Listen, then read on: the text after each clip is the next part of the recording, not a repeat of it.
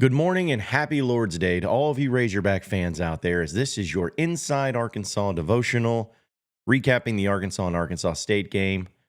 I am John Neighbors. Appreciate all of you listening in and watching in here on this beautiful Sunday morning in the great state of Arkansas. Yesterday we witnessed and bore witness to the Razorbacks taking care of business against Arkansas State by a final score of 56-14 in Little Rock at War Memorial Stadium. This was a game that many of us were anxious about. Not because of any sort of fear that Arkansas would lose this game, of course not. But anxious to get it over with. The fact that this game was happening against Arkansas State for the first time in history, the fact that it was happening at War Memorial Stadium, these were facts that we just wanted to go through successfully, just fine, and move on. And luckily for Arkansas, that is the case. Now, as you can see, I'm donning all white today.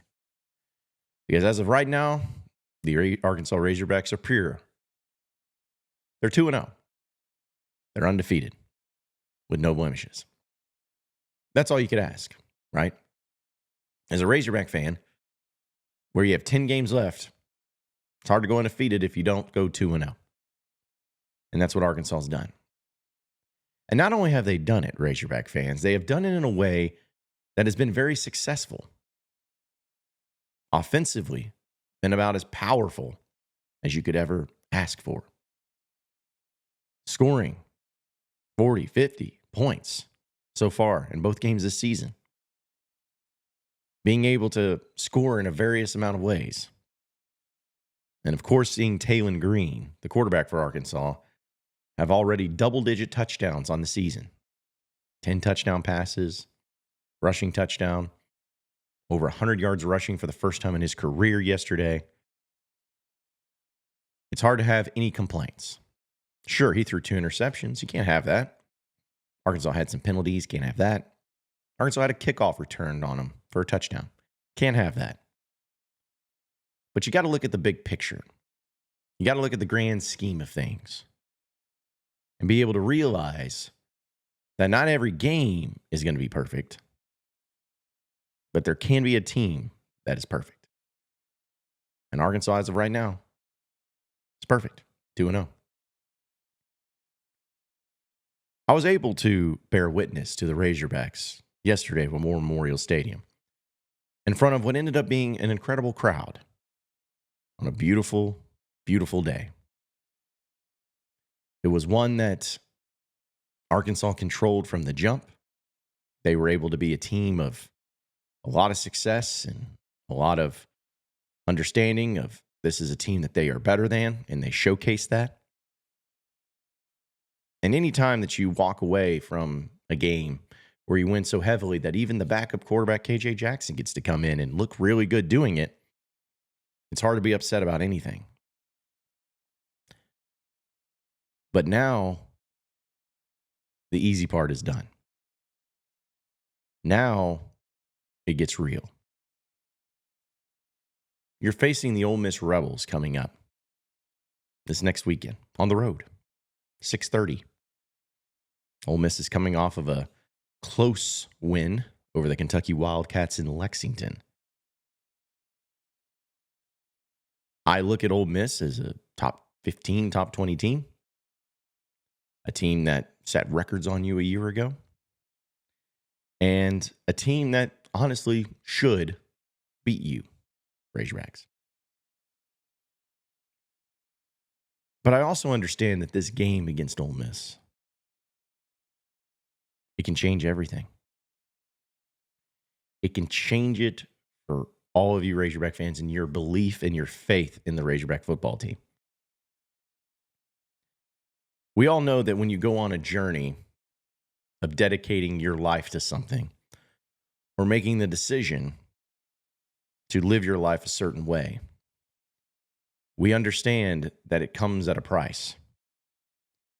We understand that it comes with adversity, comes with challenges and obstacles. There are things you have to overcome in order to maintain that very difficult lifestyle. But for Arkansas, that easy part is over with. Now it becomes the challenge. Now they will be facing the ultimate obstacles that's going to define their season. In the Christian faith, whenever you're baptized for the remission of your sins, you come out of that water clean, pure, sinless. And then you begin your journey on living the life as a Christian. Does that mean that the rest of your life is going to be easy?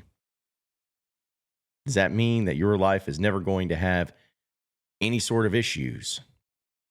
That you won't get punched in the mouth from life? Of course it doesn't.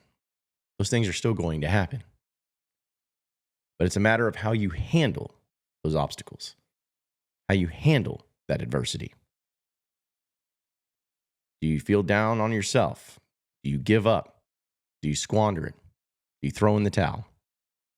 Or do you fight for it? Are you prepared for it?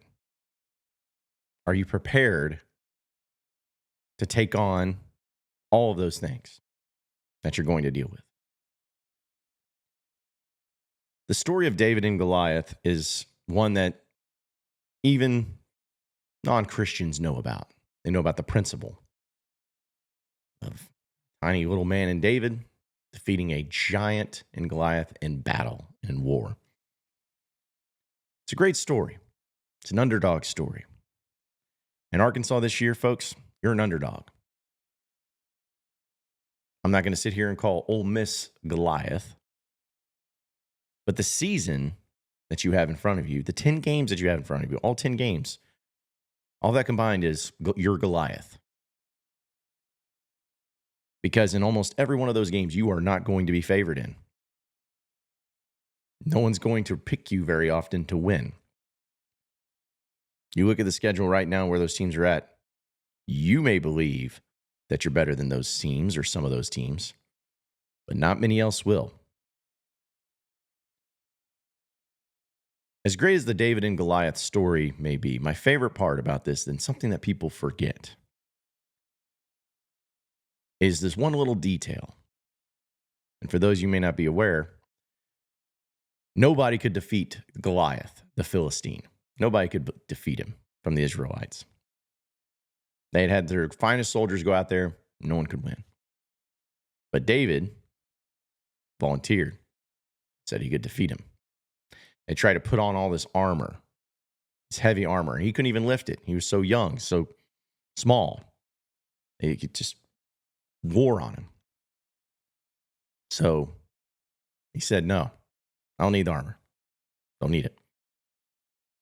And he went down to the creek and he gathered 5 smooth stones and he had a sling. That's what he went to battle with against this giant Goliath.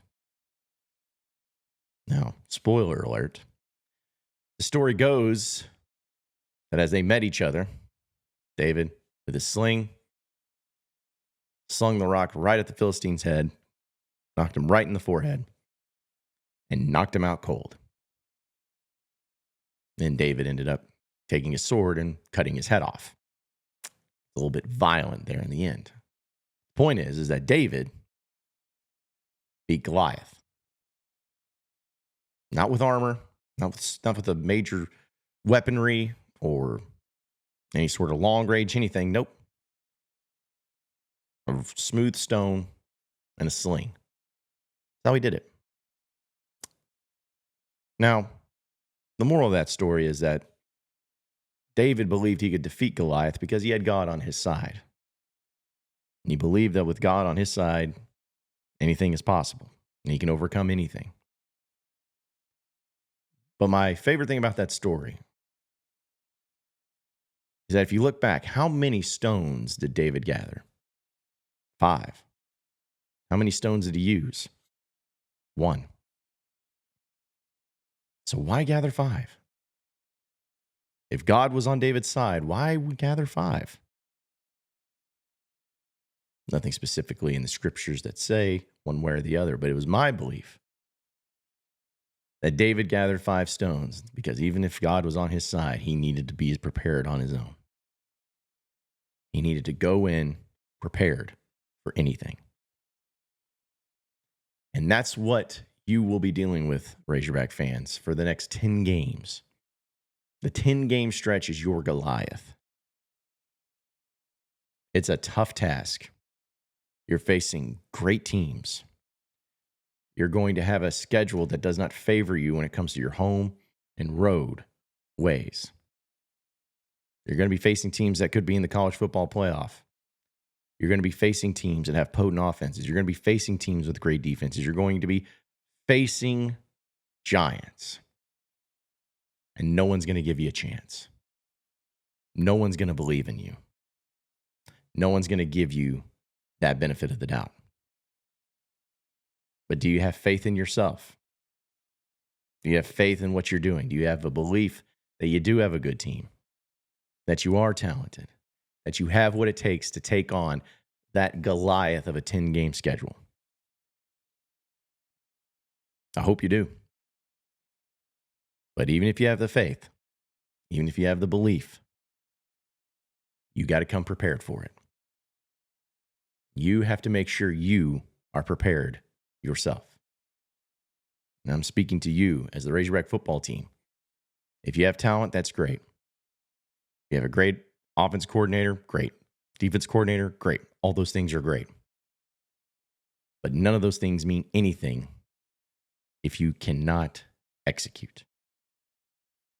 If you cannot maintain, if you cannot go into those games not only believing in yourself and being confident in yourself, but being prepared for anything. That's how this needs to be viewed the rest of the way. It should be a really fun game this upcoming Saturday. And I truly hope that we meet again next Lord's Day, where once again I'm wearing the whites and not the blacks. But either way, you're 2-0. Now the journey gets real. Now it gets intense.